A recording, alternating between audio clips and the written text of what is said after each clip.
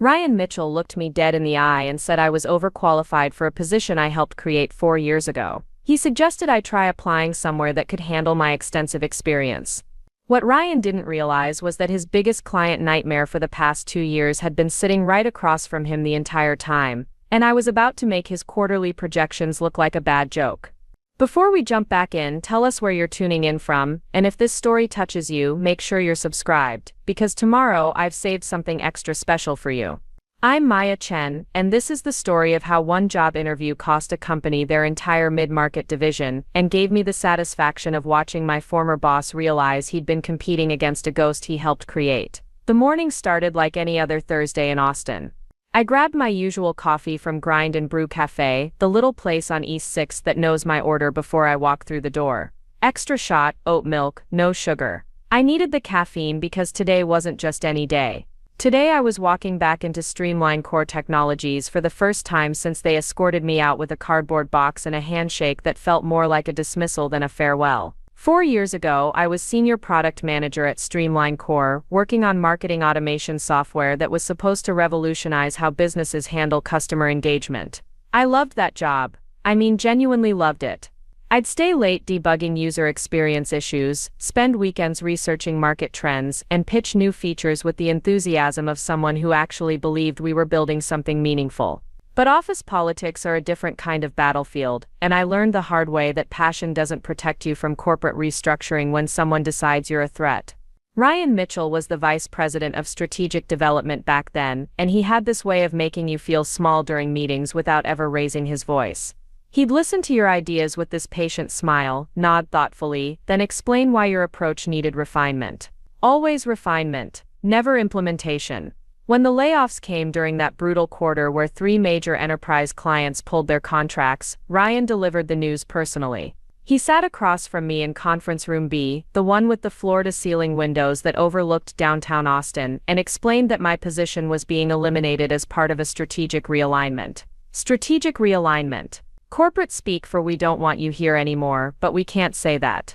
He handed me the severance paperwork and said something I'll never forget. "Maya, you're incredibly talented, but sometimes being overqualified can work against you in a corporate environment. Maybe this is an opportunity to find somewhere that truly appreciates your skill set." The words stung because they felt both like a compliment and an insult wrapped in the same sentence. Overqualified. As if my experience was somehow a liability rather than an asset. The months that followed were rough. I applied to dozens of positions, went through countless interviews, and kept hearing variations of the same feedback. "You're impressive, but we're looking for someone who can grow with the role. You might get bored here. Are you sure you wouldn't be happier somewhere more challenging?" It was like being told you're too good for every job you actually wanted, while simultaneously being told you weren't good enough for the ones you could settle for. But here's what happens when you're forced to step outside your comfort zone. You start seeing opportunities that were invisible when you were comfortable. During those long months of job searching, I kept noticing something that Streamline Core and all their competitors were missing. They were so focused on landing massive enterprise contracts worth millions of dollars that they completely ignored the growing market of small to medium-sized businesses who desperately needed marketing automation but couldn't afford enterprise-level solutions. These smaller companies were trying to compete with major corporations using spreadsheets and prayer. They needed the same sophisticated tools that Fortune 500 companies used, but at a price point that made sense for their budgets, and with interfaces simple enough that they didn't need a team of specialists to operate them. Streamline Core's cheapest package started at $15,000 annually, with implementation costs that could easily double that figure. For a company doing $2 million in revenue, that's not a business expense. That's a fantasy. So I started freelancing, initially just to pay rent while I continued job hunting. I'd help small businesses set up basic automation sequences, design email campaigns, optimize their customer journey mapping. Word spread quickly in Austin's tight-knit business community. One satisfied client would recommend me to 3 others, and suddenly I had more work than I could handle from my apartment. 6 months into freelancing, I realized I wasn't looking for jobs anymore. I was building something. I registered NextBridge Innovations as an LLC, rented a small converted warehouse space in East Austin that used to house a vintage clothing store, and started developing what would become the most user-friendly marketing automation platform for small and medium businesses in Texas.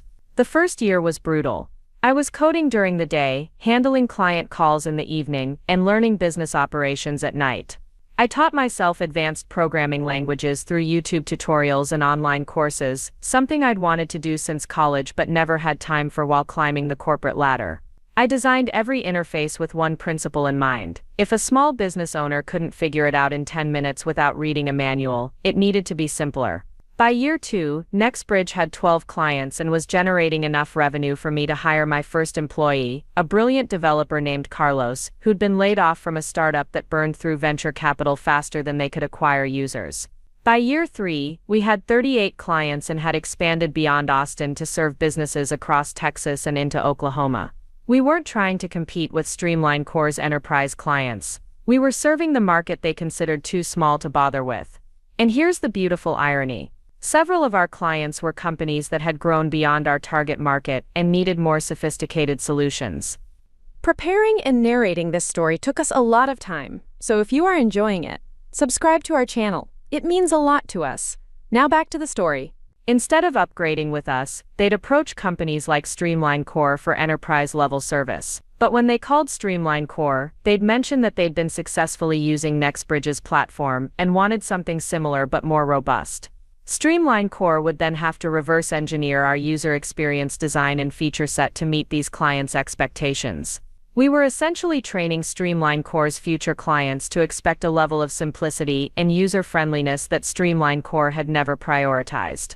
They found themselves constantly defending why their platform was so much more complicated to use, why implementation took 6 months instead of 6 weeks, why their reporting dashboards required training sessions when clients had been used to intuitive interfaces they could navigate immediately.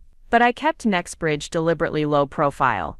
No flashy marketing campaigns, no industry conference booths, no press releases about our growth. I wanted to build sustainably and quietly. Most of our new business came from referrals, and I liked it that way. There's something powerful about being the solution that people discover organically, rather than the one that gets shoved in their faces through advertising. Then last month, I saw something that made me laugh out loud in my office. Streamline Core had posted a job opening for Senior Product Strategy Consultant, and the job description was essentially everything I'd been doing for the past 4 years. They wanted someone who could help them develop solutions for the small to medium business market, someone who understood user experience design for non-technical users, someone who could bridge the gap between enterprise functionality and accessible implementation. They were hiring someone to solve the exact problem I'd been solving successfully for 4 years. The problem they could have avoided entirely if they'd listened to my proposals back when I was sitting in their meetings, explaining why we needed to develop products for smaller businesses instead of only chasing whale-sized enterprise contracts. I stared at that job posting for a full 10 minutes, reading through requirements that perfectly matched my skill set and experience. Part of me was curious. Had Streamline Core changed? Had Ryan learned from the mistakes that cost them market share? Was this an opportunity to rejoin a company that now understood the vision I'd been trying to communicate years ago? But there was another part of me, a more mischievous part, that wanted to see exactly how much they'd learned. Or more accurately, how much they hadn't learned. So I applied. Not as Maya Chen, founder and CEO of NextBridge Innovations, but as Maya Chen, freelance marketing consultant who'd been working with small businesses for the past 4 years. I crafted a resume that highlighted all my relevant experience without mentioning my company by name. I listed myself as an independent consultant who specialized in marketing automation for small to medium-sized businesses, which was technically accurate even if it was dramatically understated. I wanted to see if they'd recognize the value they'd thrown away. I wanted to test whether their hiring process had improved since the days when they dismissed talent for being overqualified. And honestly, I wanted to satisfy my curiosity about whether Ryan Mitchell had evolved as a leader, or if he was still the same person who thought experience was somehow a disqualification rather than an asset. The interview was scheduled for 2:30 on a Tuesday afternoon. I drove downtown to the Meridian Tower, the same gleaming high-rise, where I'd spent 3 years of my career believing I was building something important. The lobby looked exactly the same. Polished marble floors, abstract art that probably cost more than most people's annual salaries, and that particular smell of expensive air freshening systems mixed with corporate ambition. Lisa Wang was still working the reception desk, though she didn't recognize me when I checked in. That wasn't surprising. 4 years changes people, and I'd gained confidence in ways that probably altered how I carried myself. When I worked at Streamline Core, I was always trying to prove I belonged. Now I knew I belonged anywhere I chose to be. The elevator ride to the 15th floor gave me a few minutes to center myself and remember why I was there. This wasn't about getting a job. I didn't need their job. This was about understanding how much Streamline Core had learned from their mistakes, and whether they were ready to acknowledge that their approach to the market had been short-sighted.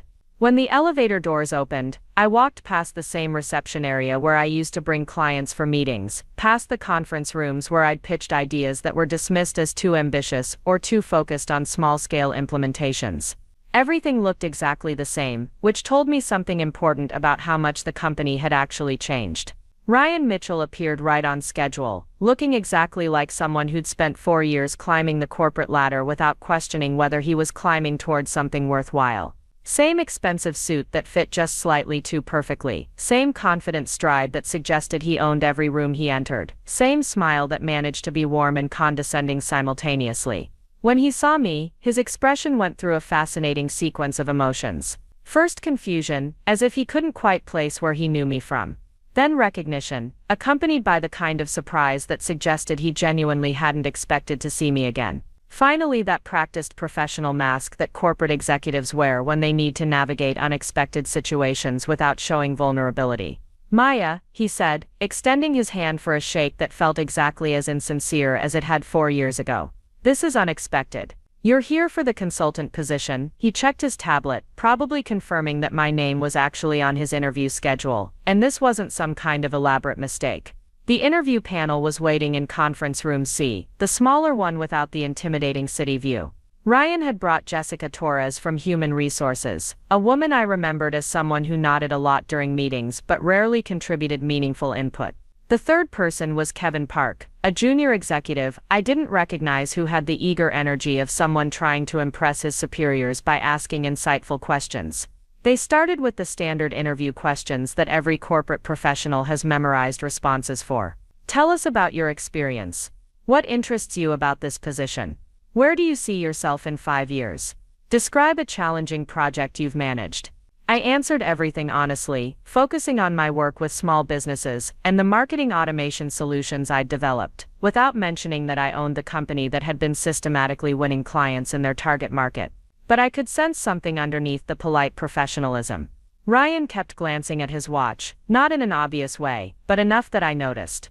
Jessica was taking notes that seemed more like doodles, writing things down without really listening to my responses. Kevin asked questions that suggested he'd read my resume but hadn't understood the implications of my experience. Then came the moment I'd been waiting for. Ryan leaned back in his chair, adopting that patient expression I remembered so well, and delivered the line that had brought me here. "Maya, I have to be honest with you. Looking at your background, you seem significantly overqualified for this position. This role is designed for someone who can grow into strategic thinking, not someone who's already operating at that level. We're concerned that you might become frustrated with the scope of the work, or find yourself unchallenged by the day-to-day responsibilities." Jessica nodded along, adding her own perspective. "We're looking for someone hungry, someone who sees this as an opportunity to develop their strategic thinking, rather than someone who might view it as a step backward. Your experience with small business consulting is impressive, but this position requires understanding enterprise-level complexity." Kevin decided this was his moment to contribute something memorable. "Have you considered positions at smaller firms where your experience might be more appropriately matched? Sometimes the best opportunities come from environments that can fully utilize your existing skill set, rather than asking you to scale back to fit a predefined role." There it was. The same dismissal I'd received 4 years ago, delivered with the same combination of compliments and condescension. They were telling me I was too experienced for a job I'd essentially been doing successfully for years, while simultaneously suggesting I didn't understand the complexity of work I'd been pioneering in their industry. I sat there for a moment, letting their words settle, feeling that familiar sting of being told you're simultaneously too much and not enough. But this time was different. This time, I wasn't a desperate ex-employee hoping for validation. This time, I was something they hadn't anticipated. "Interesting perspective," I said finally, keeping my voice calm and professional. "Can I ask you something about your small to medium business market strategy? Because I've been following Streamline Core's growth, and it seems like you've been losing ground in that segment over the past couple of years. Ryan's expression shifted slightly, the first crack in his professional composure. Our focus has always been enterprise-level clients. That's where the real value is in this industry. Right, I continued. But you've lost several mid-market accounts recently, haven't you? Companies like Austin Tech Solutions, Lone Star Marketing Group, and Hill Country Manufacturing. They were all clients who started small and grew with their marketing automation partner before moving to enterprise-level service. Now I had their attention. Jessica stopped pretending to take notes. Kevin looked genuinely confused about how I knew specific details about their client portfolio. Ryan was staring at me with the kind of focus that suggested he was rapidly recalculating his assumptions about this conversation. How do you know about our client retention metrics? Ryan asked, his voice carrying a note of suspicion that hadn't been there before. Well, I said, reaching into my bag and pulling out my phone. That's where this gets interesting. You see, I haven't just been freelancing for the past 4 years. I've been building something that directly addresses the market gap you've been ignoring. I opened the NextBridge Innovations website on my phone and turned the screen toward them. Those companies I mentioned: Austin Tech Solutions, Lone Star Marketing Group, Hill Country Manufacturing. They didn't just leave Streamline Core, they came to me. They came to NextBridge because I could offer them something you couldn't. Sophisticated marketing automation at a price point that made sense for their business model, with implementation that took weeks instead of months, and interfaces they could actually use without hiring specialists. The room went completely silent. I could hear the air conditioning humming, could hear the distant sound of traffic 15 floors below, could practically hear the gears turning in their heads as they processed what I'd just told them. NextBridge Innovations, Jessica whispered, clearly recognizing the name. That's you? That's me. Founded it with the severance check Streamline Core gave me, actually. Funny how that worked out. Kevin looked like he wanted to disappear into his chair. Ryan's face had gone through several color changes, finally settling on a shade that suggested he was rapidly calculating the financial implications of what he'd just learned. We had no idea, Kevin stammered. Your resume didn't mention owning a company. Of course it didn't. See, I was curious about whether Streamline Core had learned anything from the market changes over the past 4 years. Whether you'd recognize that dismissing people for being overqualified might not be the best strategy when those people go on to build solutions that directly compete with your business model. I stood up, straightening my jacket and gathering my things. Ryan, you told me 4 years ago that being overqualified could work against me in a corporate environment. You suggested I find somewhere that truly appreciated my skill set. Well, I did. I found it by creating it myself. Now about this position you're trying to fill. You're right about one thing. I am overqualified, but not because I have too much experience for the role. I'm overqualified because I've been doing this job successfully for 4 years, while you've been trying to figure out why your mid-market strategy isn't working. Ryan found his voice. Maya, obviously we didn't have complete information about your achievements.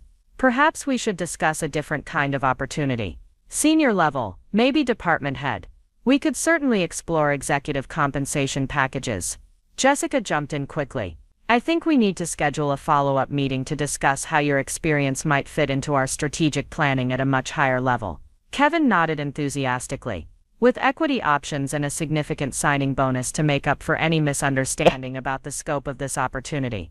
I smiled, not the bitter smile of someone seeking revenge, but something warmer. Something that came from a place of genuine satisfaction. Here's the thing. 4 years ago, I would have been grateful for any offer you made. I would have seen it as validation that I belonged in your world. But I don't need validation from your world anymore. I built my own world, and it's working quite well. However, I am interested in a different conversation. Not about me joining Streamline Core, but about whether Streamline Core might be interested in partnering with NextBridge. We could discuss a licensing agreement for our user interface design, or perhaps a referral relationship for clients who grow beyond our target market and need enterprise-level solutions. The silence stretched long enough that I could see them processing the complete reversal of power dynamics that had just occurred. Maya, Ryan said carefully. What exactly are you proposing? I'm proposing that instead of trying to hire someone to solve a problem I've already solved, you consider working with the person who solved it. NextBridge has 52 clients now, with a growth rate that's consistently exceeded projections for 3 consecutive years. We're on track to break $4 million in revenue this year. Several of our clients have expressed interest in graduating to enterprise-level solutions, but they want to work with companies that understand their user experience expectations. I left my business card on the table, the one with CEO, NextBridge Innovations printed in clean professional lettering, and walked toward the door. Jessica called after me. What happens now? Now you decide whether you want to continue losing market share to competitors you didn't know existed, or whether you want to explore how we might work together to serve clients more effectively. My office number is on the card. You have 2 weeks to consider whether partnership makes more sense than competition. 6 months later, Streamline Core and NextBridge signed a strategic partnership agreement worth $1.2 million annually. They refer clients who need enterprise-level solutions after growing with our platform, and we refer small businesses who are ready to graduate to their more complex systems. Ryan kept his position, and actually turned out to be quite effective at managing partnership relationships when he wasn't busy being dismissive. Jessica now handles our joint client transitions and has become one of my most reliable professional contacts. Kevin left Streamline Core 3 months after our interview to join a startup, but he sent me a LinkedIn message saying our conversation had inspired him to take more risks in his career. The real victory wasn't the partnership deal or the revenue increase or even the satisfaction of watching their quarterly reports show improved client retention. The real victory was walking into that interview, knowing I didn't need their approval anymore. Sometimes being called overqualified is just another way of saying the people evaluating you aren't qualified to recognize what you're offering. Today, NextBridge employs 18 people, including 3 former Streamline Core employees who reached out after hearing about our partnership. We're expanding into Oklahoma and New Mexico, and I'm speaking at the Austin Business Development Conference next month about sustainable growth strategies for mid-market companies. As for being overqualified, I'm still figuring out what that actually means, but I know it's not a limitation. It's just a signal that you're in the wrong room with the wrong people asking the wrong questions. The right room is usually the one you build yourself. The decision to start my own company wasn't born from some grand entrepreneurial vision or a burning desire to disrupt an industry. It happened on a Tuesday morning in February, when I was sitting in my kitchen, laptop open to yet another job rejection email, wondering if I was fundamentally unemployable, or if the entire corporate world had collectively decided that experience was somehow a character flaw. The email was from TechSphere Dynamics, a mid-tier marketing software company where I'd interviewed for a product development manager position. The role was practically identical to what I'd been doing at Streamline Core, just with a smaller budget and less sophisticated infrastructure. Perfect, I thought. A step down that might finally be seen as appropriately matched to my qualifications, but their feedback was crushingly familiar. While we were impressed with your extensive background, we feel you might be overqualified for this position and concerned you wouldn't find the work challenging enough to stay long-term. I closed the laptop and walked to my window, staring out at the construction crew working on the apartment complex across the street. These guys showed up every morning at 7, worked until the sun went down, and were building something real. Something you could point to and say, I made that. I envied them. In the corporate world, success was measured in quarterly reports and PowerPoint presentations that would be forgotten within months. These construction workers were creating something that would shelter families for decades. That's when it hit me. I'd been approaching this all wrong. Instead of trying to convince other people that my experience was valuable, I should be using that experience to create value directly. The market gap I'd identified at Streamline Core wasn't going away just because I was unemployed. Small and medium-sized businesses still needed sophisticated marketing automation tools. They still couldn't afford enterprise-level solutions. They were still trying to compete with major corporations using outdated systems and manual processes. I spent the rest of that day researching business formation requirements in Texas. By Thursday, I'd registered NextBridge Innovations as a limited liability company. The name came from a conversation I'd had with a potential client during my freelancing work. She'd said she needed someone who could build a bridge between where her company was and where it needed to be.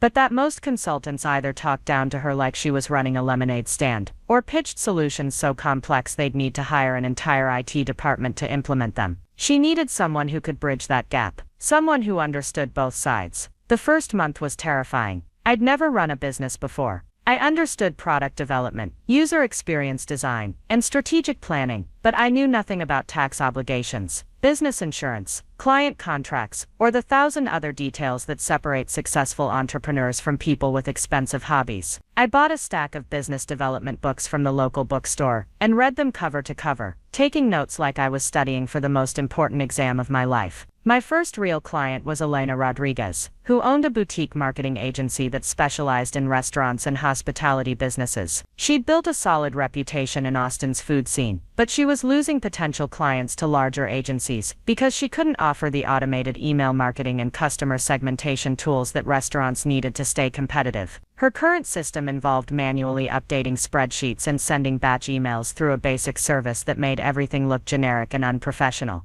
Elena found me through a mutual connection at a Chamber of Commerce networking event. She explained her situation over coffee at Grind and Brew, the same cafe where I'd been spending most of my mornings working on business planning. She needed something more sophisticated than the basic email services but couldn't justify the $15,000 annual cost of enterprise platforms for a business that served clients with tight margins. I spent 2 weeks developing a customized solution for her agency. Instead of trying to adapt an existing platform, I built something from scratch that specifically addressed the needs of restaurants and hospitality businesses. The system could track customer dining patterns, send automated follow-up messages based on visit frequency, segment customers based on spending habits and dietary preferences, and generate reports that helped restaurant owners understand their customer base in ways they'd never had access to before. The implementation took 3 days instead of the 3 months that enterprise solutions typically required. Elena's team could use the system immediately without extensive training. Within 6 weeks, her clients were seeing measurable improvements in customer retention and repeat visit rates. Word spread quickly through Austin's restaurant community. Suddenly, I had more inquiries than I could handle, but success brought new challenges. Each client wanted customization specific to their industry. A dental practice needed different automation triggers than a fitness studio. A legal firm required different compliance features than a retail store. I was essentially building a new system for every client, which made the work incredibly time-intensive and difficult to scale. That's when I made the decision that would define NextBridge's future direction. Instead of continuing to build custom solutions for each client, I would develop a core platform flexible enough to adapt to different industries while maintaining the simplicity and affordability that made it attractive to small businesses. The challenge was creating something sophisticated enough to handle complex automation needs while remaining intuitive enough that busy business owners could implement it themselves. I spent 4 months in what I now think of as the development cave. I'd work from 6 in the morning until 10 at night, breaking only for meals and the occasional walk around the neighborhood to clear my head. I was learning advanced programming languages through online tutorials, teaching myself database architecture, and designing user interfaces that could make complex functionality feel simple. There were days when I questioned whether I was attempting something beyond my capabilities, but the alternative was going back to job interviews where my experience was treated like a liability. The breakthrough came when I stopped thinking about marketing automation as a technical challenge and started approaching it as a communication problem. Businesses didn't need more features. They needed better ways to connect with their customers in meaningful, personalized ways that felt authentic rather than robotic. The most sophisticated automation in the world was worthless if it made businesses sound like they were being run by algorithms rather than people. I designed the core platform around conversation flows instead of technical parameters. Users could map out customer journeys the same way they'd plan a conversation with a friend. If someone visited your website but didn't make a purchase, what would you want to say to them? If a customer hadn't been in touch for 3 months, how would you reach out without seeming pushy? If someone made their first purchase, what kind of follow-up would make them feel valued rather than pestered? The technical complexity was hidden behind interfaces that felt natural and intuitive. Business owners could create sophisticated automation sequences without ever seeing code or dealing with technical jargon. The system would handle the complicated parts automatically while giving users complete control over the messaging and timing that really mattered for their customer relationships. By the end of my first year, NextBridge had 12 clients and was generating enough revenue for me to rent the converted warehouse space in East Austin that would become our first real office. The space was perfect. High ceilings, good natural light, exposed brick walls that gave it character without feeling pretentious. It had previously housed a vintage clothing store that specialized in 1980s and 1990s fashion, and you could still find the occasional sequin or button that had been missed during the cleanup. I liked the reminder that this space had been used by someone else who was building something creative and unconventional. The warehouse also gave me room to hire my first employee. Carlos Mendoza was a software developer who'd been laid off from a fintech startup that had burned through their venture capital funding faster than they could acquire paying customers. He was brilliant at back-end development but had grown frustrated with the startup world's obsession with raising money instead of building sustainable businesses. When I offered him a position at NextBridge, I was honest about our size and our limitations. We weren't going to make anyone rich quickly, but we were building something real for customers who genuinely needed what we were creating. Carlos turned out to be exactly what NextBridge needed. He could handle the technical infrastructure that allowed our platform to scale while I focused on client relationships and product development. More importantly, he understood the philosophy behind what we were building. He'd worked at companies that prioritized impressive features over user experience, and he'd seen how that approach created products that looked good in demonstrations but frustrated people in real-world use. Together we rebuilt the core platform to handle the increased demand we were seeing. Instead of building custom solutions for each client, we developed a modular system that could be configured for different industries while maintaining consistency in user experience. A restaurant could have automated reservation confirmations and birthday promotions. A fitness studio could have class reminder sequences and membership renewal campaigns. A retail store could have inventory notifications and seasonal sales campaigns. But they all used the same underlying system, which meant we could support more clients without exponentially increasing our development workload. Year 2 brought validation that our approach was working. We grew from 12 clients to 38 clients, and our revenue increased by 240%. More importantly, our client retention rate was 96%, which meant people weren't just trying our platform out of curiosity. They were finding genuine value and sticking with us as their businesses grew. But the most satisfying validation came from an unexpected source. I started hearing from other marketing automation companies that potential clients were comparing their platforms to NextBridge's user experience. Prospective customers would say things like, "We've been using NextBridge for email marketing, and we love how simple it is to set up campaigns. Can your platform do something similar?" These companies found themselves having to justify why their implementations were more complex, why their reporting was harder to understand, why their customer support required technical knowledge that most small business owners didn't have. Some of these companies tried to dismiss NextBridge as a simplified solution that couldn't handle serious business needs. But their own clients were proving them wrong. Businesses were achieving measurable results with our platform. Customer engagement rates were improving. Sales conversion rates were increasing. Client retention was getting better. The simplicity wasn't a limitation, it was an advantage that allowed business owners to focus on strategy and relationships instead of wrestling with technical complications. By year 3, we had expanded beyond Austin to serve businesses throughout Texas and into neighboring states. Our client base had grown to include companies that had started small and grown into mid-size operations, but they chose to stay with NextBridge because our platform evolved with their needs without becoming unnecessarily complicated. We added features based on client feedback rather than feature checklists that looked impressive in sales presentations. The growth was sustainable and organic. We didn't have venture capital funding or massive marketing budgets. Our new clients came from referrals, word-of-mouth recommendations, and the kind of authentic growth that happens when you solve real problems for real people. I preferred it that way. Too many companies get distracted by pursuing rapid growth funded by investor money, and they lose sight of whether they're actually creating value for their customers. What I didn't anticipate was how our success would start affecting our competitors, particularly the larger companies that had dismissed the small and medium business market as unprofitable. As our client base grew, we were increasingly serving businesses that would eventually outgrow our platform and need enterprise-level solutions. But when these companies contacted enterprise providers, they had expectations that had been shaped by their experience with NextBridge. They expected implementation to take weeks rather than months. They expected interfaces that were intuitive rather than requiring extensive training. They expected customer support that understood their business challenges rather than just technical specifications.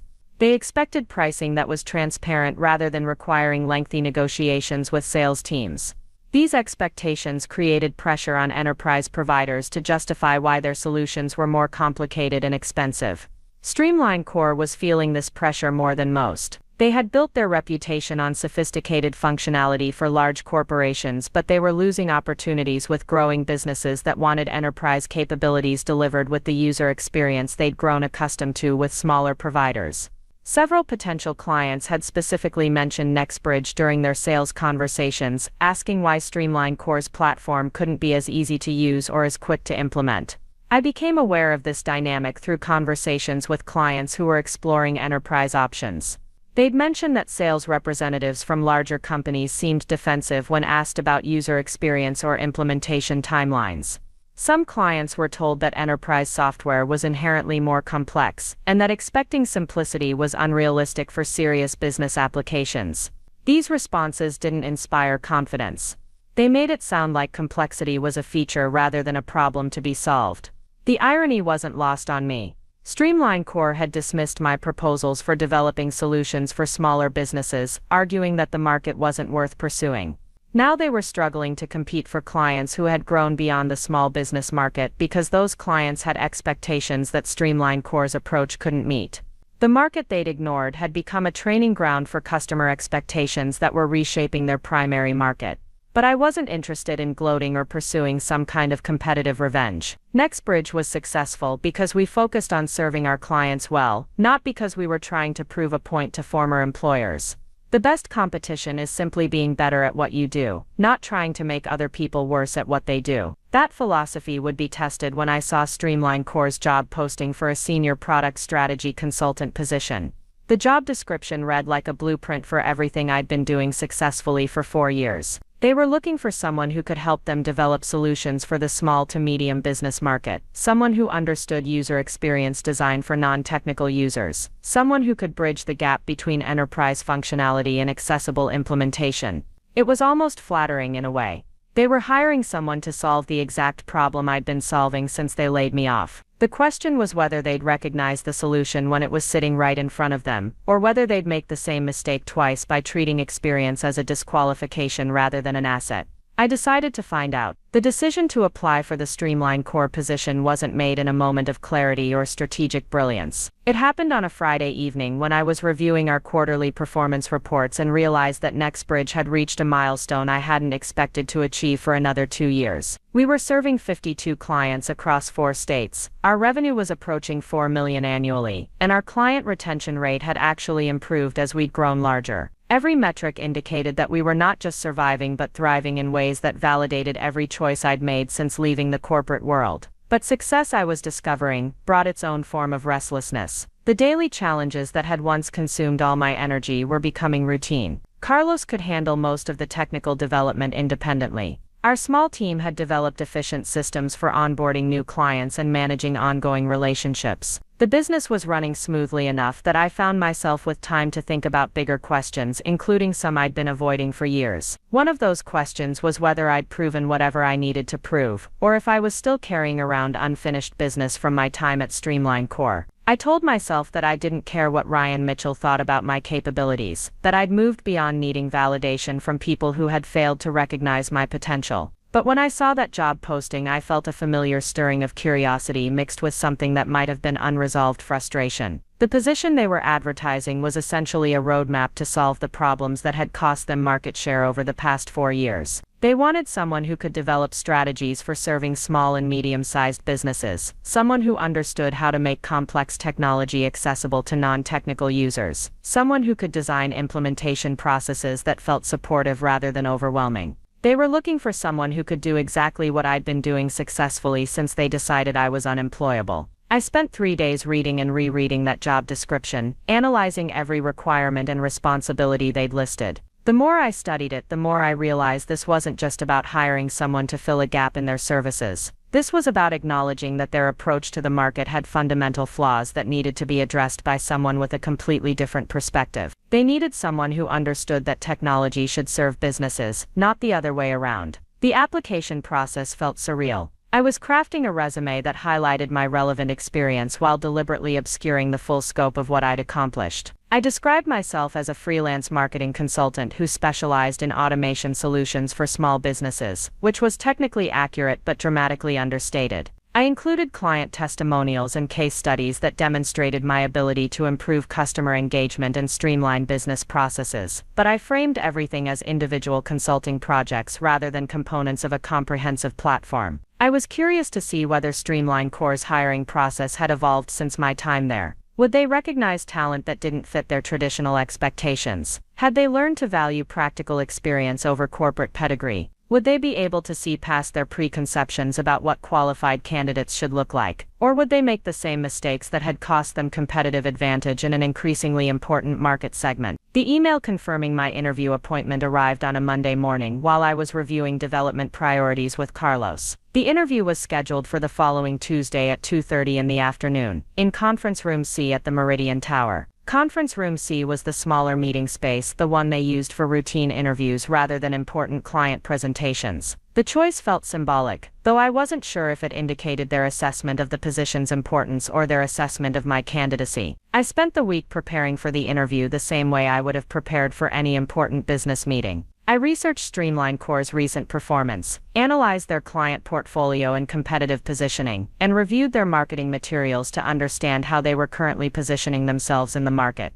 What I discovered was both fascinating and predictable. Streamline Core was struggling with exactly the challenges I'd anticipated when I was working there 4 years earlier. Their enterprise focus had served them well during the economic expansion when large corporations were investing heavily in digital transformation initiatives. But as the market matured and competition increased, those same enterprise clients were demanding better user experiences and more flexible implementation options. They were asking why Streamline Core's platform was so much more difficult to use than the solutions they'd heard about from smaller providers. More telling was what I found in their recent case studies and client testimonials. Several featured clients who had previously worked with other providers before upgrading to Streamline Core's enterprise solutions. These clients consistently mentioned that they expected certain features and capabilities based on their previous experiences, and they were frustrated when Streamline Core's implementation process was more complicated and time-consuming than what they'd grown accustomed to with simpler platforms. Streamline Core was trying to address these concerns by adding user experience designers to their development team and promising faster implementation timelines in their sales materials. But their fundamental approach hadn't changed.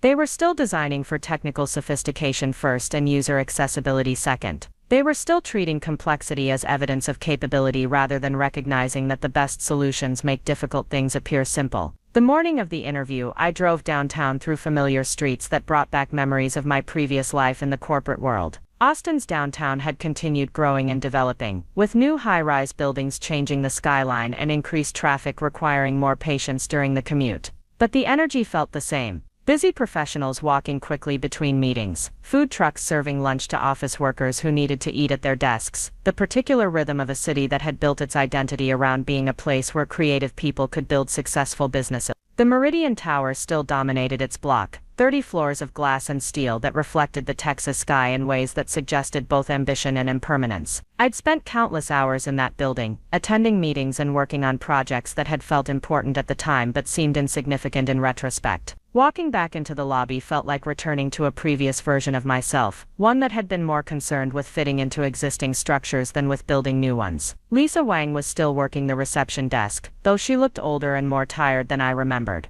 The corporate environment tends to wear people down in subtle ways that become visible over time. She was polite but didn't recognize me, which wasn't surprising given how much I'd changed since my Streamline Core days. When I worked there, I'd carried myself like someone who was constantly trying to prove she belonged. Now I knew I belonged wherever I chose to be, and that confidence probably altered my presence in ways that made me difficult to recognize. The elevator ride to the 15th floor gave me a few minutes to center myself and remember why I was there. This wasn't about getting a job. I didn't need their job. I had built something better than anything they could offer me. This was about satisfying my curiosity regarding how much Streamline Core had learned from their mistakes, and whether they were ready to acknowledge that their hiring practices had been short-sighted. When the elevator doors opened, I walked through hallways that looked exactly the same as they had 4 years earlier. Same carpet, same paint colors, same abstract artwork that probably cost more than most people's annual salaries. The familiarity was both comforting and unsettling. It suggested that while I had undergone significant personal and professional transformation, Streamline Core had remained essentially unchanged. Ryan Mitchell appeared at exactly 2:30 punctual in the way that corporate executives use timeliness to demonstrate control and professionalism. He looked like someone who had spent 4 years climbing the corporate ladder without questioning whether the ladder was leaning against the right wall. Same expensive suits that fit perfectly, same confident stride that suggested ownership of every space he entered, same smile that managed to convey warmth and distance simultaneously. When he saw me, his expression went through a rapid sequence of emotions that would have been entertaining if the situation hadn't been so loaded with unresolved history. First confusion, as if he was trying to place where he knew me from. Then recognition, accompanied by surprise that suggested he genuinely hadn't expected our paths to cross again. Finally, that practiced professional mask that corporate executives wear when they need to navigate unexpected situations without showing vulnerability. Maya, he said, extending his hand for a handshake that felt exactly as performative as it had years earlier. This is quite a surprise. You're here for the consultant position. He checked his tablet, probably confirming that my name was actually on his interview schedule, and that this wasn't some elaborate practical joke or administrative error. The interview panel was waiting in conference room C, exactly as specified in my appointment confirmation. Jessica Torres from Human Resources was there, looking like someone who had perfected the art of appearing engaged, while contributing nothing meaningful to conversations. I remembered her as someone who asked questions that sounded thoughtful but revealed that she hadn't really listened to the answers. She had a talent for making people feel heard without actually hearing them. The third panel member was Kevin Park, a junior executive I didn't recognize who had the eager energy of someone trying to impress his superiors by asking insightful questions. He was probably in his late 20s, dressed in a suit that was slightly too expensive for his position, carrying a leather portfolio that looked like it had never been used for actual work. He had the demeanor of someone who had studied business school case studies, but hadn't yet learned that real business problems rarely match the scenarios described in textbooks. They began with the standard interview questions that every corporate professional has rehearsed responses for. Tell us about your background and experience. What interests you about this particular position? Describe your approach to strategic planning and implementation. Walk us through a challenging project you've managed and how you handled obstacles. Where do you see yourself professionally in 5 years? What questions do you have about our company culture and growth opportunities? I answered everything honestly, focusing on my work with small and medium-sized businesses and the automation solutions I'd developed to help them compete more effectively with larger corporations. I talked about the importance of making sophisticated technology accessible to business owners who didn't have technical backgrounds, about designing implementation processes that felt supportive rather than overwhelming,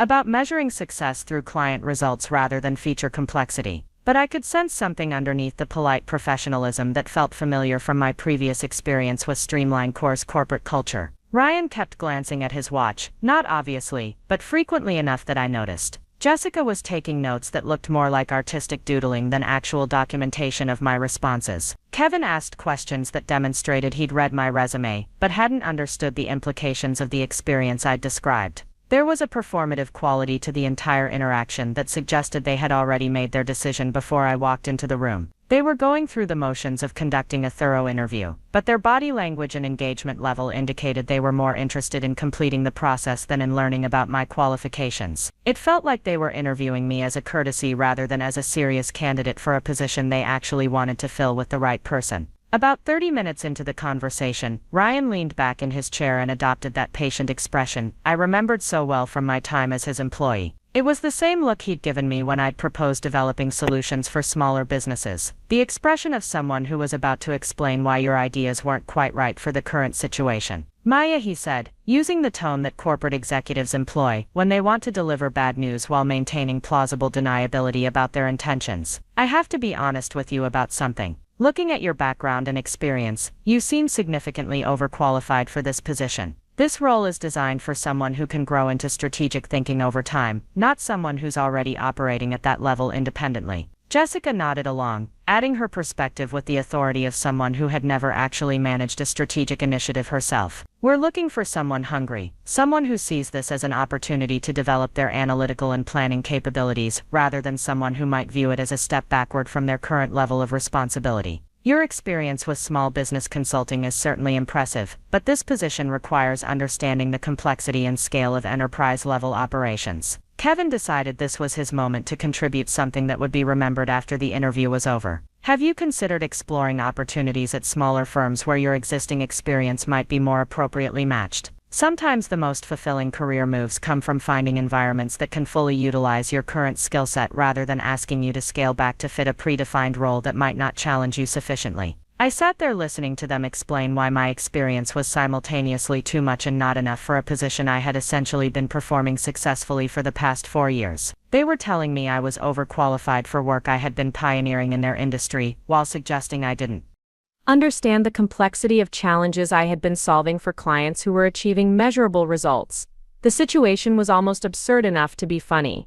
Here were three people who had never successfully developed solutions for the small and medium business market, explaining to someone who had built a thriving company serving that market why she wasn't qualified to help them develop solutions for the small and medium business market.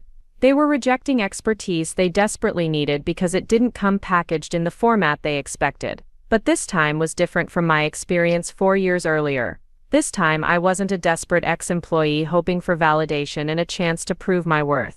This time I was someone who had built something successful and sustainable, someone who knew the value of what I was offering because I had demonstrated that value in the most definitive way possible. This time I had leverage. Interesting perspective, I said, keeping my voice calm and professional. Can I ask you something about Streamline Core's approach to the small and medium business market? Because I've been following your company's development over the past few years, and it seems like you've been experiencing some challenges in that segment. Ryan's expression shifted slightly, the first crack in his professional composure. Our primary focus has always been enterprise-level clients, Maya. That's where the real value and growth opportunities exist in this industry. The small business market is notoriously price-sensitive and difficult to serve profitably. I understand that's been your traditional approach, I replied, but you've lost several mid-market accounts recently, haven't you?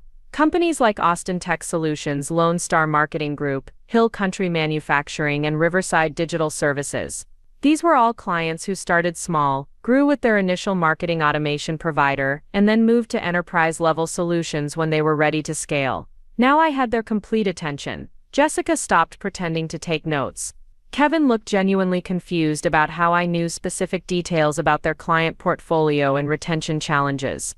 Ryan was staring at me with the kind of focused intensity that suggested he was rapidly recalculating his assumptions about this conversation and my motivations for being there. How exactly do you know about our client retention metrics?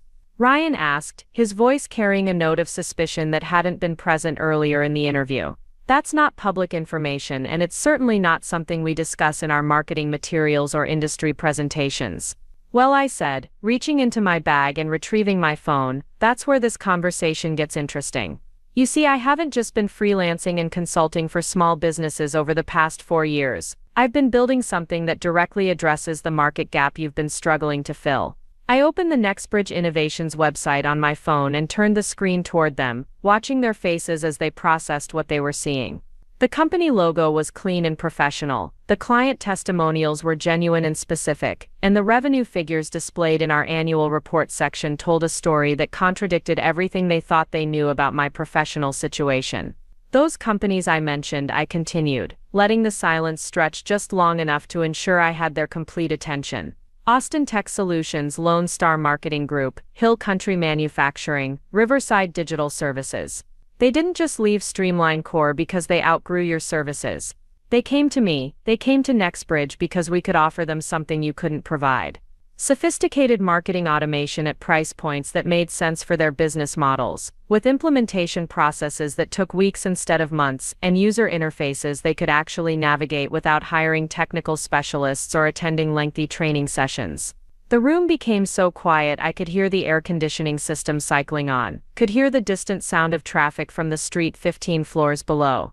Could practically hear the mental calculations happening as they tried to reconcile the person sitting across from them with the assumptions they had made about my professional circumstances and capabilities. NextBridge Innovations, Jessica whispered, clearly recognizing the name from industry discussions or competitive intelligence reports. That company is you. You're the founder, that's correct. Founded it with the severance payment Streamline Core provided when they decided my experience was better suited for environments that could appreciate my particular skill set. Turned out to be excellent advice, actually. Sometimes the best career guidance comes from people who don't realize they're giving it. Kevin looked like he wanted to disappear entirely, probably calculating how this conversation would be perceived by his superiors and whether his participation in dismissing the founder of a successful competitor would enhance or damage his corporate trajectory. Ryan's face had progressed through several distinct color changes, finally settling on a shade that suggested he was rapidly processing the financial and strategic implications of what I had just revealed. We had absolutely no idea, Kevin managed, his voice carrying the kind of nervous energy that people display when they realize they have made a significant miscalculation. Your resume didn't mention owning a company or generating that level of revenue. The background information we received suggested you were working as an independent consultant, not running a major operation. Of course, my resume didn't mention NextBridge's full scope, I replied, maintaining the same calm professional tone I had used throughout the interview. I was curious about whether Streamline Core had learned anything meaningful from the market developments over the past 4 years. Whether you had recognized that dismissing qualified people for being overqualified might not represent the most effective long-term strategy, particularly when those people proceed to build solutions that directly address the market opportunities you've been unable to capitalize on successfully. I stood up from my chair, straightening my jacket and gathering the materials I had brought to what I had expected to be a routine job interview. Ryan, you told me 4 years ago that being overqualified could work against someone in corporate environments. You suggested I should find an organization that would truly appreciate my capabilities and experience. Well, I followed that advice. I found such an organization by creating it myself, and it's been working out remarkably well for everyone involved. Now, regarding this position you're attempting to fill, I continued, noting how the power dynamics in the room had shifted completely from what they had been 30 minutes earlier. You're absolutely correct about one thing. I am overqualified. But not because I possess too much experience for the responsibilities you've described. I'm overqualified because I've been successfully performing these exact functions for 4 years, while you've been trying to understand why your mid-market strategy hasn't been producing the results your projections anticipated. Ryan found his voice, though it carried a different quality than it had possessed at the beginning of our conversation. Maya, obviously we didn't have complete information about your professional achievements and current situation. Perhaps we should be discussing a different type of opportunity entirely. Something at the senior management level, possibly department head or director level. We could certainly explore executive compensation packages that would reflect your demonstrated capabilities and track record. Jessica jumped in quickly, probably recognizing that this conversation had moved far beyond the parameters of a routine hiring interview. I think we need to schedule a comprehensive follow-up meeting to discuss how your experience and insights might fit into our strategic planning initiatives at a much higher organizational level. We're talking about senior leadership roles with significant decision-making authority and equity participation options. Kevin nodded enthusiastically, despite having spent the previous hour explaining why I was inappropriate for a consulting position.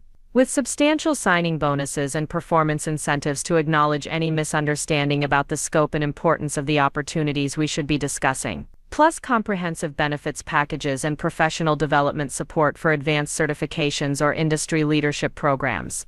I smiled, not the bitter expression of someone seeking revenge or validation, but something that came from a place of genuine satisfaction and clarity about my professional situation and personal worth. Here's what I need you to understand. 4 years ago, I would have been grateful for any offer you made, regardless of the terms or conditions. I would have interpreted your interest as confirmation that I belonged in your professional world, and that my capabilities had finally been recognized by people whose opinions I valued. But I don't require validation from your world anymore, I continued, enjoying the complete reversal of the conversation's direction and power structure. I built my own world, and it's functioning quite successfully according to every meaningful metric. My clients achieve measurable improvements in customer engagement, sales conversion, and business growth. My employees have opportunities for professional development and creative problem-solving that many corporate environments can't provide. My company generates sustainable profits without requiring external investment or compromising our commitment to serving clients effectively. However, I am interested in exploring a different type of conversation entirely, I said, pulling out my business card and placing it deliberately in the center of the conference table where all 3 of them could see it clearly. Not about me joining Streamline Core in any capacity, but about whether Streamline Core might be interested in developing a strategic partnership with NextBridge that could benefit both organizations and serve clients more comprehensively. The silence that followed lasted long enough for me to observe their individual reactions to this unexpected proposition. Ryan was clearly trying to process how a routine hiring interview had transformed into a potential business development opportunity. Jessica appeared to be calculating the implications for her department and her own professional standing. Kevin looked confused but interested, probably recognizing that being involved in a significant partnership negotiation could enhance his corporate reputation. Maya, Ryan said carefully, obviously attempting to regain some control over the conversation's direction. What exactly are you proposing in terms of a partnership structure? I'm suggesting that instead of trying to hire someone to solve problems I've already solved successfully, you might consider working directly with the person who solved them, I replied, maintaining my position of strength while keeping the tone collaborative rather than confrontational. NextBridge currently serves 52 clients with a growth trajectory that has consistently exceeded our projections for 3 consecutive years. We're positioned to break $4 million in annual revenue this year, and several of our clients have expressed interest in eventually graduating to enterprise-level solutions once their businesses reach sufficient scale. The challenge these growing businesses face is that they want to work with enterprise providers who understand their user experience expectations and implementation preferences.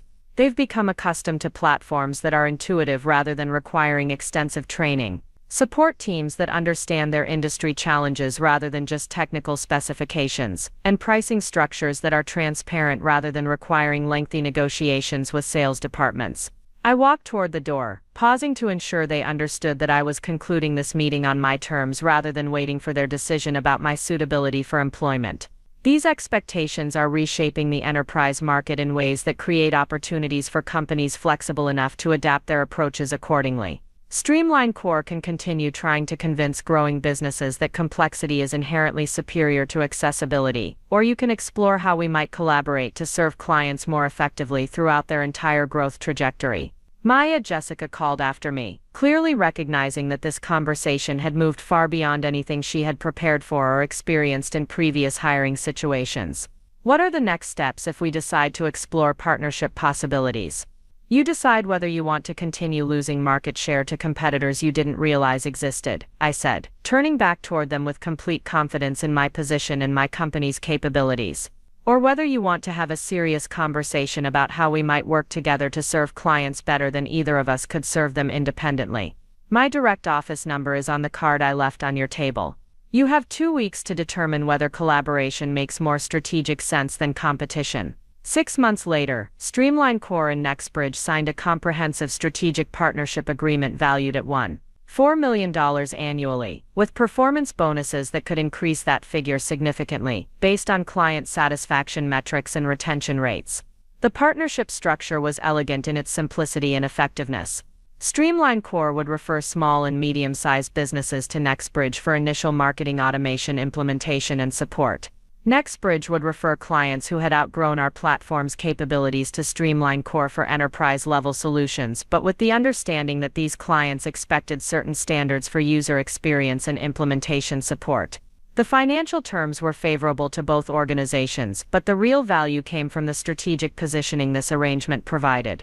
Streamline Core gained access to a pipeline of pre-qualified prospects who had already demonstrated their commitment to marketing automation and had realistic expectations about implementation timelines and ongoing support requirements.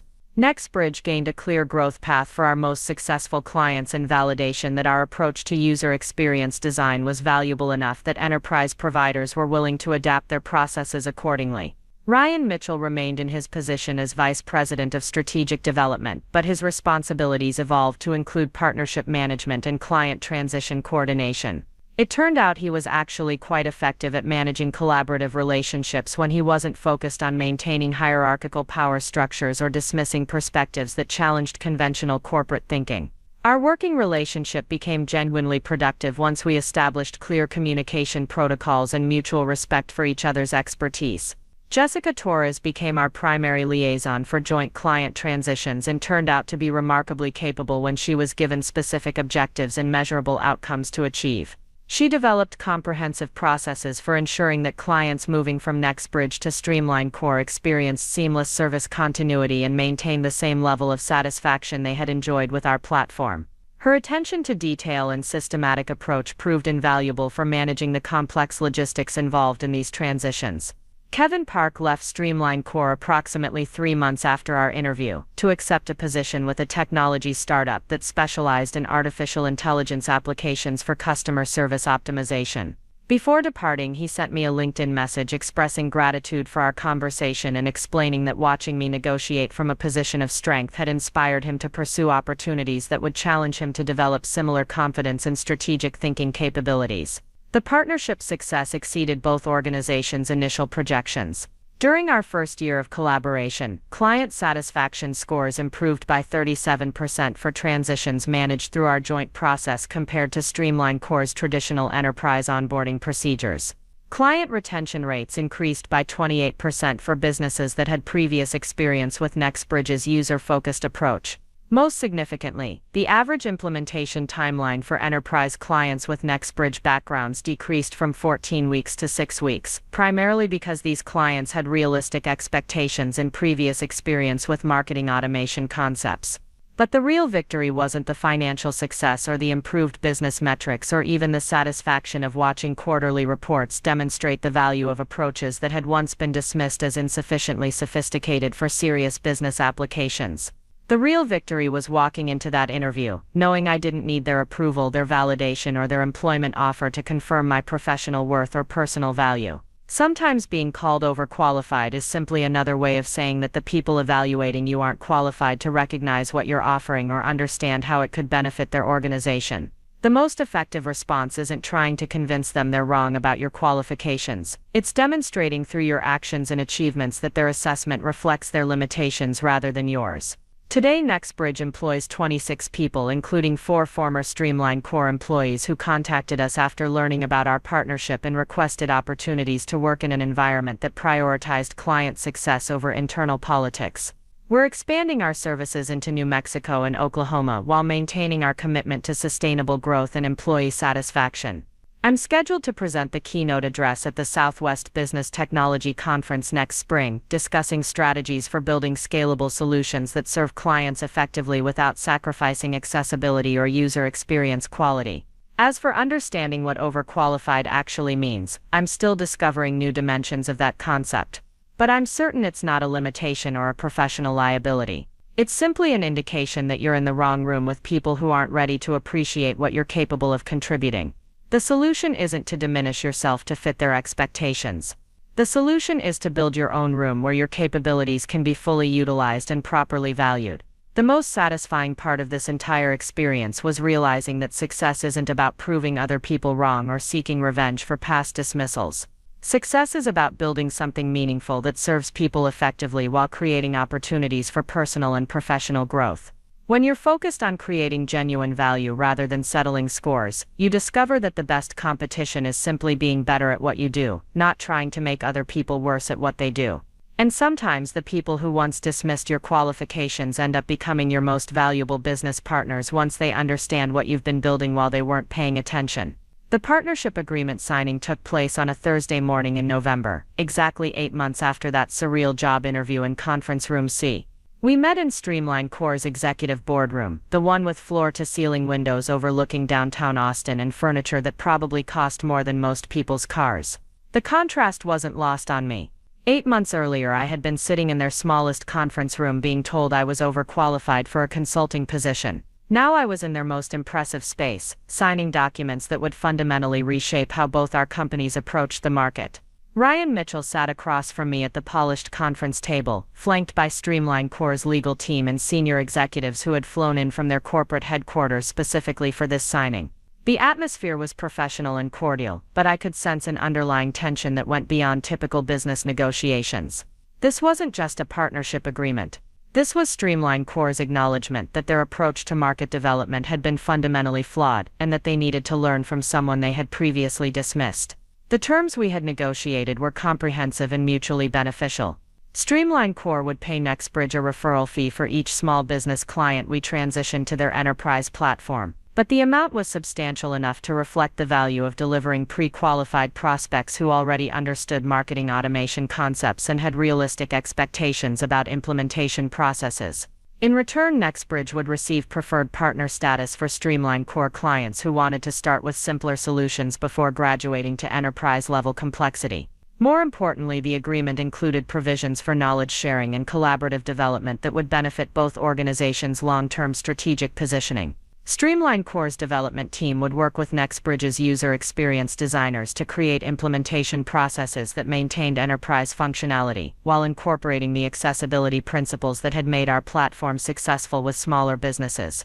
NextBridge would gain access to Streamline Core's advanced technical infrastructure, allowing us to serve larger clients without compromising the simplicity that had become our competitive advantage. But the most significant aspect of the partnership was cultural rather than financial. Streamline Core was essentially admitting that their dismissive attitude toward the small business market had cost them opportunities, and that their hiring practices had failed to recognize talent that could have prevented those losses. They were acknowledging that experience and expertise shouldn't be treated as liabilities, and that being overqualified might actually indicate superior capability rather than poor fit for organizational culture. As I signed the final documents, I thought about the journey that had brought me to this moment. 4 years earlier, I had walked out of this building carrying a cardboard box and wondering if I was fundamentally unemployable. Today I was walking out with a partnership agreement that validated every choice I had made since then and positioned both companies for sustainable growth in an increasingly competitive market. The celebration dinner that evening was held at Rosa's Kitchen, the family-owned Mexican restaurant where I had taken several NextBridge clients over the years. I had chosen the location deliberately, partly because the food was exceptional and the atmosphere was warm and welcoming, but mostly because it represented the kind of authentic relationship-focused business that had inspired my approach to building NextBridge. Rosa's had grown from a small neighborhood restaurant to a popular destination by focusing on quality, consistency, and genuine care for their customers rather than trying to compete on price or flashy marketing. The dinner guests included key personnel from both organizations, but the conversation felt more like a gathering of colleagues who shared common goals rather than a formal corporate event. Ryan Mitchell was there, along with Jessica Torres and several other Streamline Core employees who would be directly involved in managing the partnership. Carlos Mendoza represented NextBridge's technical team, along with 3 other employees who had been instrumental in developing our platform and client service processes. During the dinner, Ryan offered a toast that surprised me with its sincerity and self-awareness. He acknowledged that Streamline Core had made mistakes in their market approach and hiring decisions, and he expressed genuine respect for what NextBridge had accomplished in a segment they had neglected. More personally, he apologized for the way my departure from Streamline Core had been handled and admitted that dismissing my proposals for small business solutions had been short-sighted. The apology was meaningful, not because I needed validation from Ryan or Streamline Core, but because it demonstrated that people and organizations could learn from their mistakes and evolve beyond the limitations that had previously constrained their thinking. The corporate world tends to discourage admission of error or acknowledgement of missed opportunities, but Ryan's willingness to be honest about past decisions suggested that this partnership had potential for genuine collaboration, rather than just contractual cooperation. Jessica Torres had also undergone a significant transformation during the months leading up to our partnership agreement. She had taken primary responsibility for developing the client transition processes that would be crucial to the partnership's success, and she had approached the challenge with a level of creativity and attention to detail that I hadn't seen during my previous experience working with her. She had interviewed dozens of businesses that had grown from small startups to mid-size operations, analyzing their experiences with different service providers and identifying the factors that contributed to successful transitions versus those that resulted in client dissatisfaction. Her research had revealed patterns that validated many of the principles underlying NextBridge's approach to client service. Businesses valued transparency in pricing and timelines, appreciated support teams that understood their industry challenges, and strongly preferred implementation processes that minimized disruption to their daily operations. They wanted to work with providers who treated them as partners in achieving growth objectives rather than just purchasers of technical services. These insights had informed the development of new procedures at Streamline Core that incorporated user experience principles previously considered unnecessary for enterprise-level service. Client onboarding now included educational components that helped business owners understand the capabilities they were purchasing rather than just the technical specifications. Implementation timelines were communicated clearly with regular progress updates and realistic expectations about potential challenges. Support teams received training in industry-specific business challenges rather than focusing exclusively on technical troubleshooting. The results had been immediately apparent in client satisfaction metrics and retention rates. Businesses that went through the new onboarding processes reported higher levels of confidence in their service provider and greater satisfaction with the implementation experience. More significantly, they were more likely to recommend Streamline Core to other businesses and to purchase additional services as their needs expanded.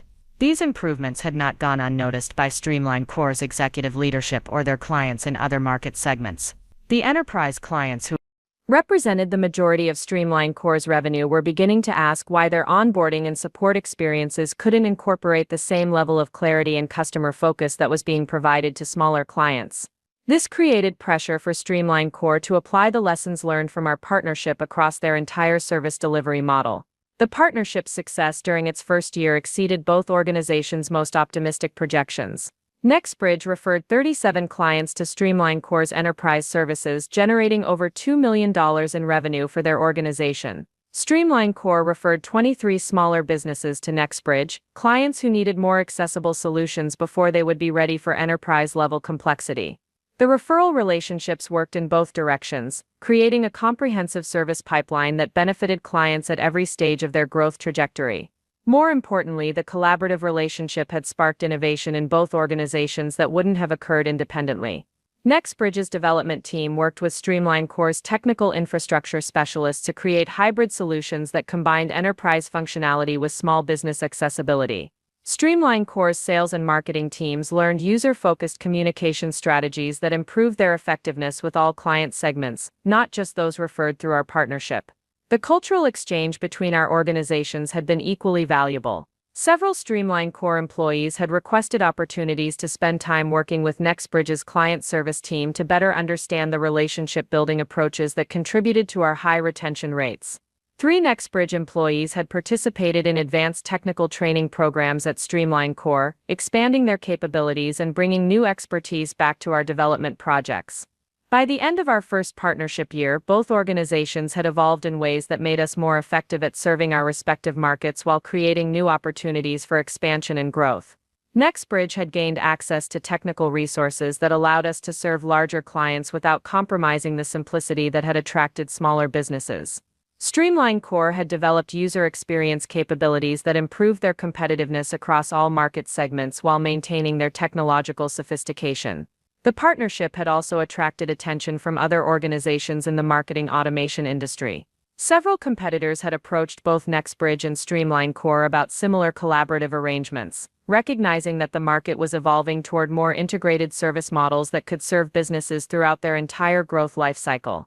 Industry publications had featured articles about our partnership as an example of how established companies could work with innovative smaller providers to address market gaps and improve client satisfaction. But the most meaningful validation came from our clients themselves. Businesses that had transitioned from NextBridge to Streamline Core through our partnership process reported satisfaction levels that were significantly higher than those achieved through traditional enterprise sales processes. They appreciated the continuity of service philosophy and the seamless transfer of their existing automation strategies to more sophisticated platforms.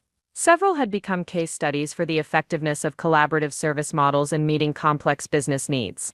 The success had also created opportunities for personal and professional growth that I hadn't anticipated when I first decided to start NextBridge. I was invited to speak at industry conferences about entrepreneurship, partnership development, and strategies for building sustainable businesses in competitive markets. These speaking opportunities led to consulting requests from other small business owners who wanted guidance in developing their own market-focused solutions.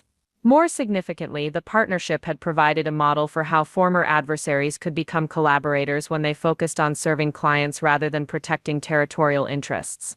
The relationship between NextBridge and Streamline Core had evolved from competition to cooperation, demonstrating that business success didn't require defeating other organizations but could be achieved through creating more value for the people and businesses both companies served. The lessons learned from this experience extended far beyond business strategy and market development. The most important insight was that being dismissed or underestimated by others could become a source of strength rather than discouragement if you use that experience to build something meaningful rather than seeking revenge or validation. The best response to being told you're overqualified isn't to argue about the assessment but to demonstrate through your actions that their evaluation reflects their limitations rather than yours. Today, 3 years after that transformative job interview, NextBridge employs 42 people across offices in Austin, San Antonio, and Oklahoma City.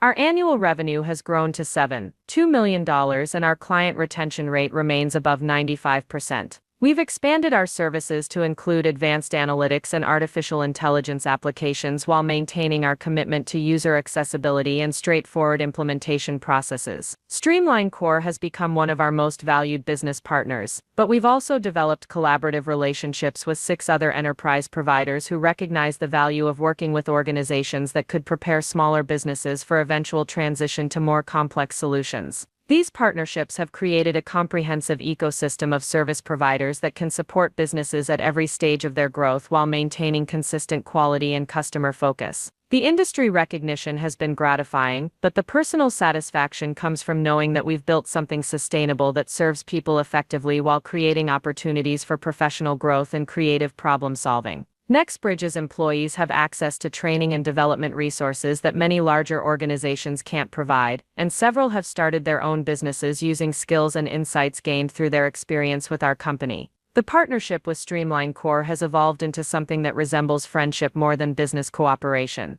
Ryan Mitchell and I have developed a working relationship based on mutual respect and shared commitment to serving clients effectively. We've collaborated on several industry initiatives aimed at improving service standards and developing best practices for technology providers. He's become someone I can discuss business challenges with honestly, knowing that he'll provide thoughtful advice based on his experience and expertise. Jessica Torres has become one of my most trusted professional contacts, someone whose judgment I rely on for client transition decisions and strategic planning initiatives. She's developed expertise in partnership management that has made her valuable to both organizations and positioned her for senior leadership opportunities. Her transformation from passive participant in corporate meetings to active contributor to business strategy has been remarkable to witness and has demonstrated that people can grow significantly when given appropriate challenges and support. Even Kevin Park, despite leaving Streamline Core for other opportunities, has maintained contact and become part of an informal network of professionals who share information about industry trends and business development opportunities. His decision to pursue more challenging roles was inspired partly by watching how I had negotiated from a position of strength during our interview, and he's built a successful career by applying similar confidence and strategic thinking to his own professional decisions. The experience has taught me that success isn't about proving other people wrong or seeking revenge for past dismissals and disappointments. Success is about building something meaningful that serves people effectively while creating opportunities for personal and professional growth. When you focus on creating genuine value rather than settling scores, you discover that former adversaries can become allies and that the best competition is simply being better at what you do rather than trying to make other people worse at what they do. The most important lesson has been understanding that being called overqualified is often just another way of saying that the people evaluating you aren't qualified to recognize what you're offering or understand how it could benefit their organization. The most effective response isn't trying to convince them they're wrong about your qualifications. It's demonstrating through your actions and achievements that their assessment reflects their limitations rather than yours. Sometimes the best career advice comes from people who don't realize they're giving it.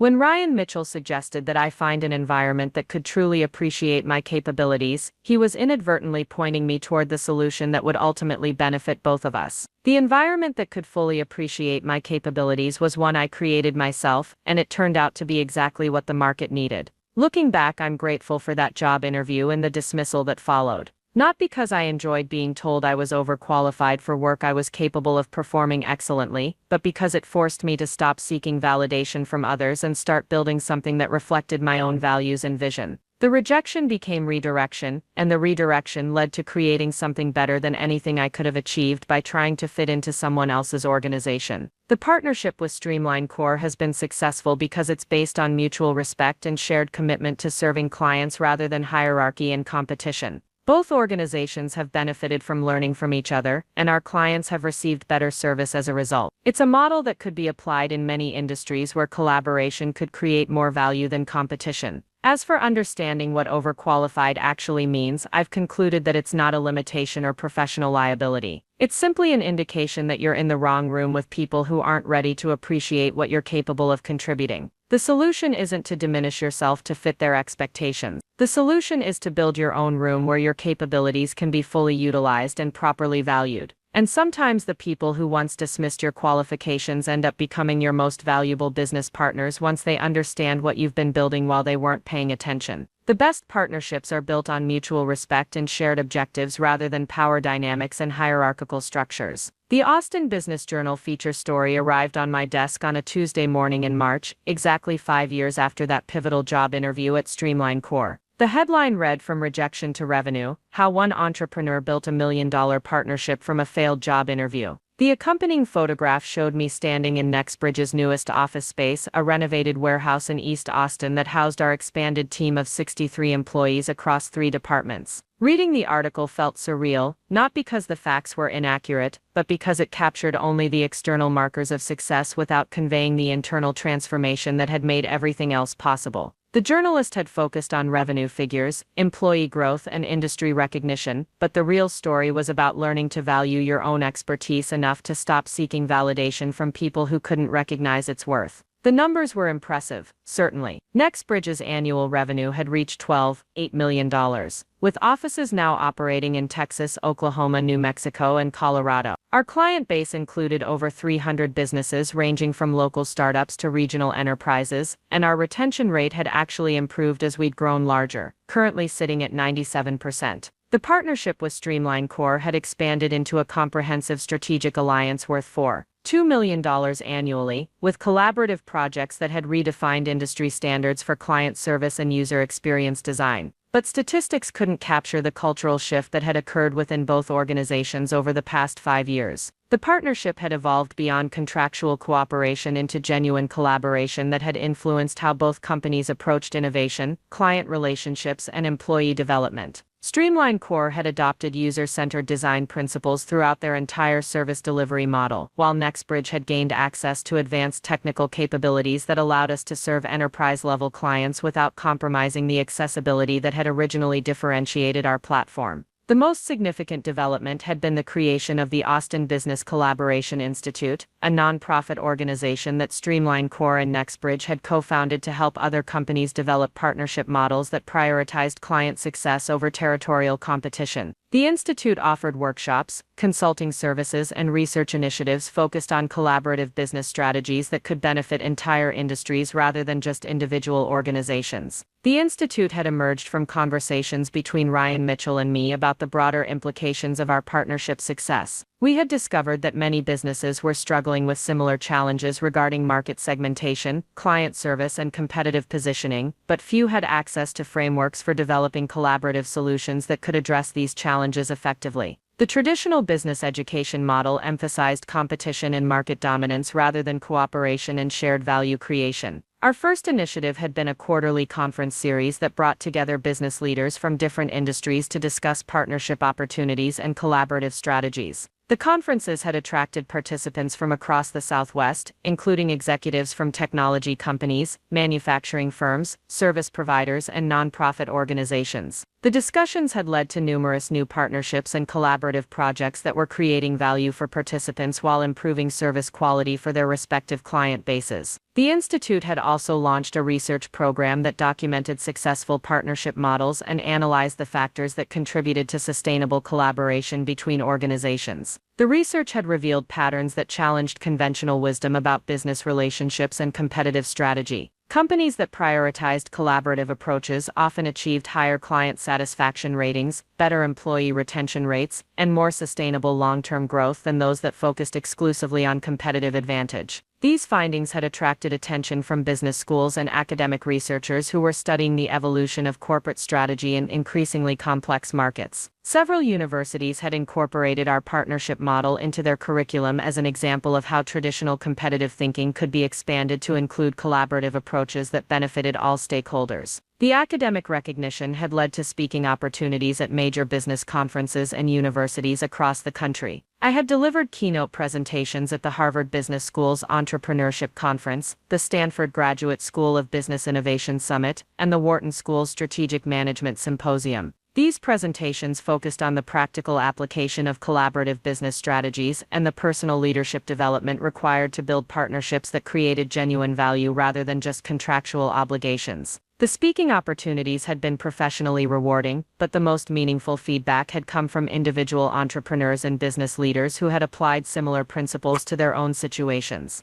I regularly received messages from people who had been dismissed as overqualified or inappropriate for certain opportunities, and who had used that rejection as motivation to build their own solutions rather than continuing to seek validation from others. One message that particularly resonated came from a software engineer named Patricia Gonzalez, who had been told she was overqualified for a product management position at a Fortune 500 technology company. Instead of continuing to apply for similar positions, she had used her savings to develop a project management platform specifically designed for remote teams in creative industries. Within 18 months, her platform was being used by over 200 companies, and the Fortune 500 company that had rejected her had approached her about licensing her technology for their own remote work initiatives. Another memorable correspondence came from Marcus Thompson, a former financial analyst who had been dismissed from multiple interviews for having too much experience for entry-level positions but insufficient credentials for senior roles. He had started a consulting firm that helped small businesses develop financial planning strategies, focusing on companies that were too small for traditional corporate consulting services, but too complex for basic bookkeeping support. His firm had grown to serve over 100 clients and had become a model for financial services that prioritized accessibility and education over exclusivity and complexity. These stories reinforced the central lesson that had emerged from my own experience. Being told you're overqualified often indicates that you have capabilities that exceed the vision or needs of the people evaluating you. The most productive response isn't to diminish yourself to fit their expectations, but to find or create environments where your capabilities can be fully utilized and properly valued. The lesson had implications beyond individual career decisions. Many organizations were missing opportunities to benefit from talented people because their hiring practices and corporate cultures weren't designed to recognize or accommodate capabilities that didn't fit predetermined categories. Companies that learned to identify and utilize diverse forms of expertise often gained competitive advantages that their more traditional competitors couldn't match. Nextbridge had become a case study for organizations that wanted to develop more inclusive and effective approaches to talent recognition and development. Our hiring practices prioritized demonstrated capability and cultural fit over traditional credentials and career progression patterns. Several employees had joined us after being told they were overqualified for positions at larger companies, and they had become some of our most valuable contributors to innovation and client service. The company culture had evolved to support people who wanted to build expertise across multiple areas rather than specializing in narrow functional silos. Employees were encouraged to participate in projects outside their primary responsibilities, to develop new skills through company-sponsored education programs, and to propose initiatives that could benefit clients or improve internal operations. This approach had resulted in innovations and process improvements that wouldn't have emerged from traditional departmental structures. The cultural emphasis on continuous learning and cross-functional collaboration had attracted attention from other organizations that were struggling with employee engagement and retention challenges. Several companies had hired Nextbridge as consultants to help them develop more flexible and supportive workplace cultures that could better utilize their existing talent while attracting people who valued growth opportunities over traditional corporate hierarchies. The consulting work had revealed patterns that extended beyond individual companies to entire industries. Many sectors were experiencing talent shortages not because qualified people weren't available, but because their hiring and promotion practices weren't designed to recognize or develop the capabilities that were actually needed for success in evolving markets. Companies that updated their approaches to talent management often discovered that they had more qualified people available than they had previously realized.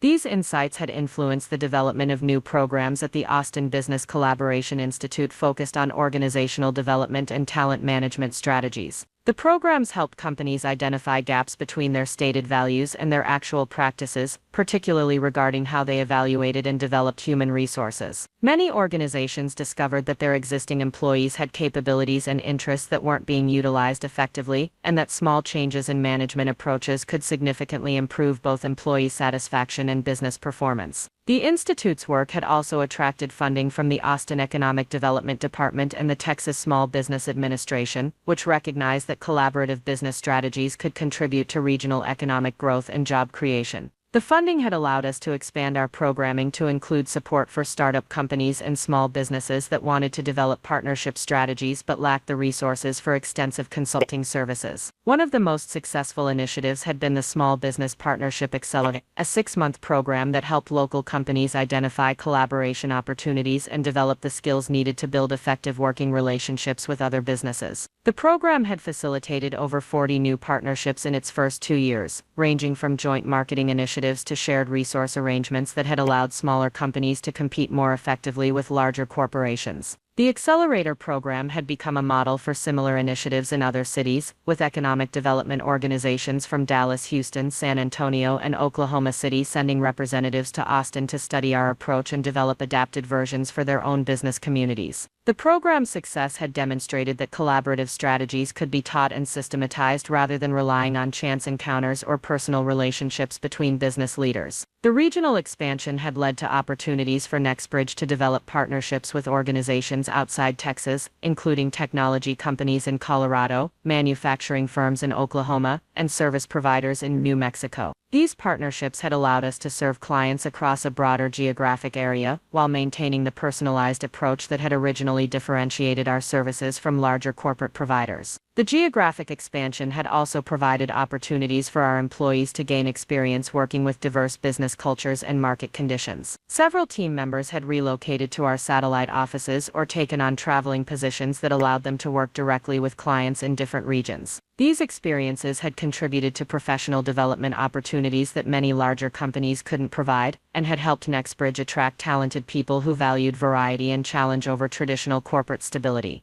Looking ahead, the next phase of NextBridge's development would focus on international expansion and technology innovation that could extend our collaborative approach to global markets. We had received inquiries from companies in Canada, Mexico, and several European countries that were interested in partnership opportunities and technology licensing arrangements. The international interest had validated that the principles underlying our success had relevance beyond the specific market conditions and business culture of the American Southwest. The technology development initiatives would focus on artificial intelligence and machine learning applications that could enhance the user experience and accessibility principles that had made NextBridge successful with smaller businesses. The goal was to develop solutions that could make sophisticated marketing automation capabilities available to businesses worldwide, while maintaining the simplicity and affordability that had originally differentiated our approach from enterprise-focused providers. The international and technology expansion plans represented opportunities for continued growth and innovation, but they also reinforced the importance of maintaining the cultural values and collaborative principles that had made our success sustainable. Growth for its own sake wasn't meaningful if it compromised the client relationships and employee satisfaction that had created the foundation for everything else we had accomplished.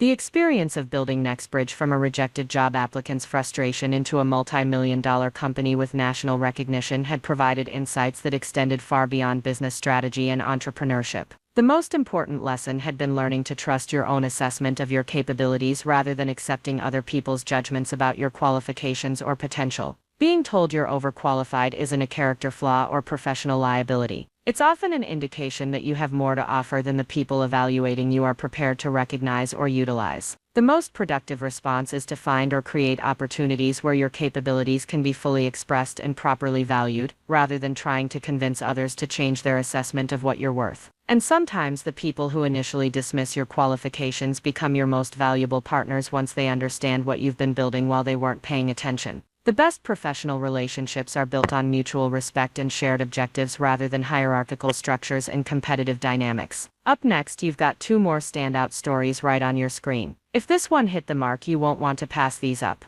Just click and check them out.